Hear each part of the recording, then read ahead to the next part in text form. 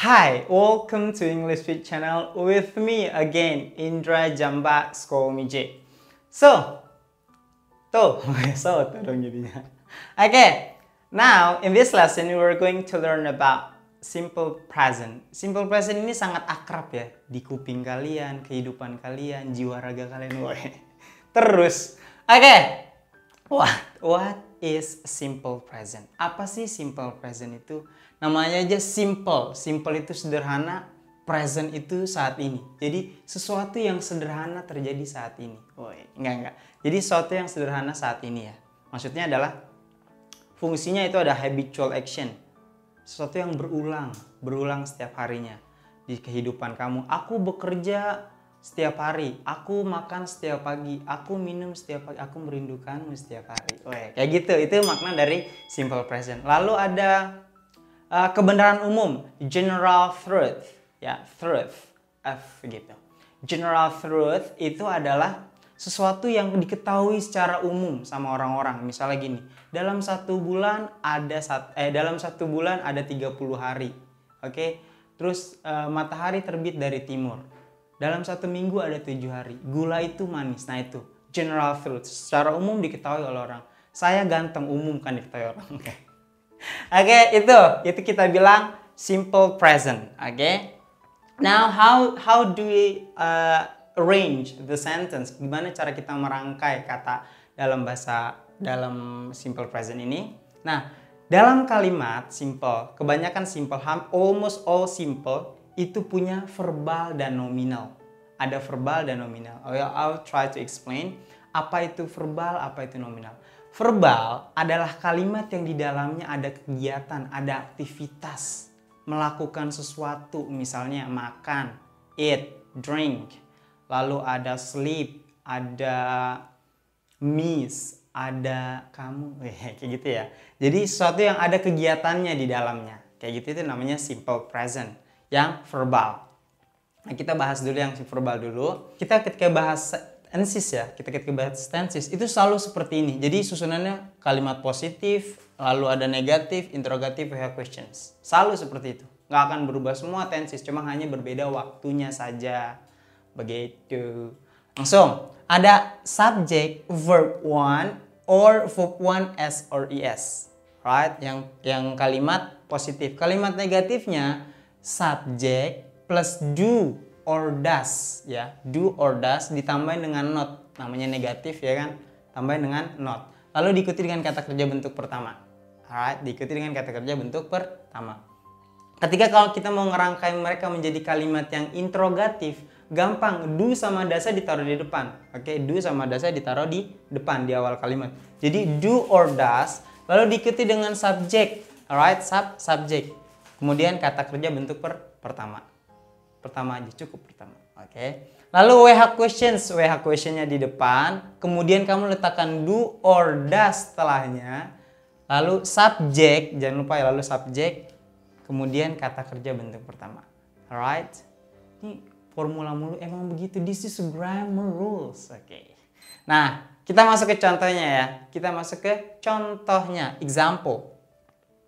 Rina often comes late. Rina often comes late. Rina sering datang terlambat. Oke, Rina often comes late. Rina sering datang terlambat. Kenapa di sini pakaikan S or ES? Kenapa di sini dipakainya S gitu? Karena subjeknya Rina. Rina itu orang tunggal. Jadi ketika subjeknya tunggal, khusus untuk kalimat positif, subjeknya tunggal, maka kata kerja ditambahkan S or ES. Oke, maka kata kerja ditambahkan S or ES. Hanya untuk subjek tunggal dan kalimatnya positif. Boleh sambil dinotis ya, sambil dicatat, oh ini gitu. Alright. Nah, itu langsung kalimat yang negatifnya. Di sini saya punya kata you ya. You do not. Jadi do digunakan untuk subjek I, you, we, they jamak, sedangkan does digunakan untuk subjek she, he, it tunggal. Oke, nama orang tunggal misalnya Mimin, Minti, kayak gitu. Alright. Lalu you don't do your homework. You don't do your homework. Kamu tidak mengerjakan tugasmu. Do di sini, kalau ini kan pakai do di sini enggak. Do yang di sini adalah sebagai kata kerja. Gitu ya.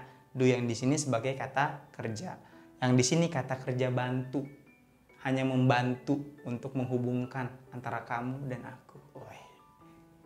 Oke, sekarang kita masuk ke kalimat yang interrogatif atau kalimat yes or no question yang kamu hanya membutuhkan jawaban ya atau tidak saja. Misalnya, apakah kamu makan? Iya. I eat. Misalnya, apakah kamu tidur? No. Kayak gitu kan, itu hanya membutuhkan jawaban ya or no questions. Nih, interrogatif. Saya pakai das. Karena kenapa pakai das? Karena subjeknya adalah she. Ya, she dibacanya bukan she ya, tapi dibacanya she. Agak monyok. She. Gitu. Alright, does she bring your book? Does she bring your book? When you want to ask someone, ketika kamu mau menanyakan yes or no question, nadanya intonasinya agak naik. Does she bring your book? Kayak gitu. Oke, karena subjeknya she, jadi pakainya does. Ketika sudah ada does, kata kerja kembali ke bentuk awal. Oke, kata kerja bentuk pertama. Alright, yang terakhir, kalimat yang verbal. WH question di sini WH-nya saya pakai why. Why? Oke, why.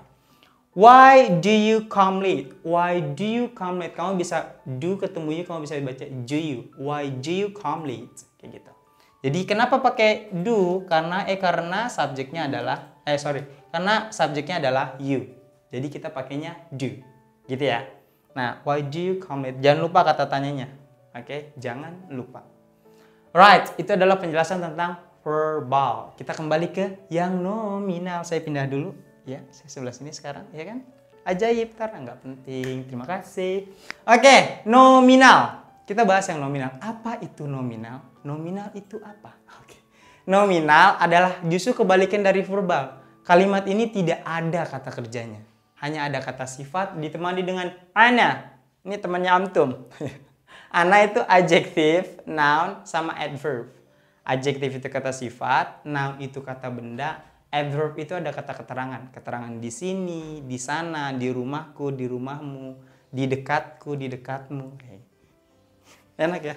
Nah, kayak gitu itu namanya ana ya. Jadi tidak ditemani dengan kata kerja.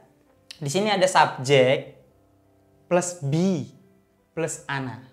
Oke. Lalu kalimat negatifnya subjek be plus not plus ana. Alright? Kalimat yang interrogatifnya gampang. Be-nya kamu taruh di depan, di awal kalimat. Lalu diikuti dengan subjek, kemudian ana. Saya lupa tanda tanyanya di sini ya. Iya, harus pakai tanda tanya ketika kamu menanyakan yes or no questions. Gitu. Lalu WH questions-nya di awal, selalu di awal kalimat. Kemudian be subjek plus ana. Be subjek plus ana. Nah, be itu berubah sesuai waktu dan tensisnya teman-teman. Karena kita menggunakan simple present waktunya saat ini, makanya be-nya berubah menjadi is mr, bukan be ya, tapi be-nya berubah menjadi is mr. Yang biasa kamu kenal dengan nama to be, ya, temannya tuyul lah itu.